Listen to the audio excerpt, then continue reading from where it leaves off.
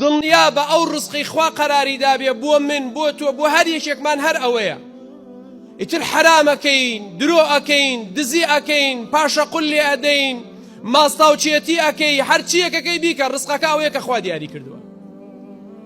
علمت أن الرزق لا يأكله غيري فاطمأنت نفسي.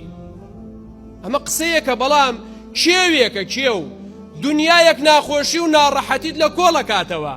ئەوەی ئەمڕۆ خەڵک جیرۆدەیەتی، ئەوەی ئەمڕۆ خەڵک ئەوداڵێتی، ئەوەی ئەمڕۆ خەڵک چەپ و ڕاست ڕاکا بووی مەسئلەی ڕزقە.